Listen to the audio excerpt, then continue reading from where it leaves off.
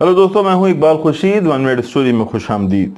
जैसे कि आप जानते हैं कि इस वक्त मुल्क भर में लॉकडाउन है और लोग अपने घरों तक महदूद हैं, और ऐसे में दोस्त शेयर कर रहे हैं उन किताबों का नाम और तस्करा जो वो पढ़ना चाहते हैं या वो लोगों को रेकमेंड करते हैं। तो ये वीडियो भी ऐसी ही 3 किताबों के बारे में है। 3 नॉवेल्स, मुख्तसर नॉवल, जिन्हें आप 2 से 3 नशिस्तों में या एक दिन में ख़त्म कर सकते हैं। और इसका सबब ये भी है इन्हें मुंतखब करने का कि ये नॉवल मुख्तसर होने के साथ साथ बेहद दिलचस्प हैं। हम जानते हैं कि हमें वक्त मैसर है, लेकिन इस वक्त कैफियत ऐसी नहीं कि किताब उठाई जा सके, रग़बत किताब की जानिब कम हो जाती है, इसीलिए इनका इंतखाब किया गया है। मगर आगे बढ़ने से पहले आपसे दरख्वास्त है कि अगर आपने चैनल सब्सक्राइब नहीं किया तो काइंडली से सब्सक्राइब करें, बेल आइकन दबा दें ताकि इस तरह की वीडियोस बर वक्त आप तक पहुंचती रहें। तो चलिए चलते हैं इन 3 किताबों की जानिब। इस सिलसिले का पहला नावल है सिद्धार्थ, जो कि हरमैन हेसे की कलम से निकला है। हरमैन हेसे नोबेल इनाम याफ्ता जर्मन अदीब, और सिद्धार्थ उनका नुमाइंदा नावल जो एक ऐसे नौजवान की कहानी बयान करता है जो हक और सच की तलाश में निकलता है।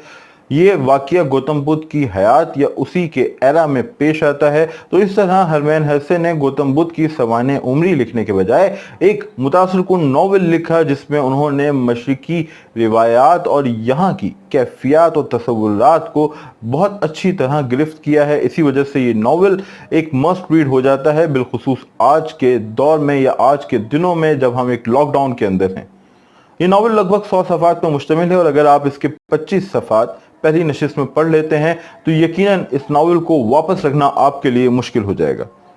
अब चलते हैं अपने दूसरे नावल की जानिब। यह है हेमिंगवे का नावल बूढ़ा और समंदर। हेमिंगवे भी नोबेल इनाम याफ्ता अदीब है, और बूढ़ा और समंदर को उसका मास्टरपीस तस्वुर किया जाता है। जहां ये कहानी एक वाक़ये को बयान करती है, वहीं ये फर्द के अंदरूनी खलफशार और तलाश ज़ात की भी अक्कासी करती है। एक बेहतरीन नावल जिसे आप 2 से 3 नशिस्तों में ख़त्म कर सकते हैं। बूढ़ा और समंदर हेमिंगवे इसका मुसन्निफ है।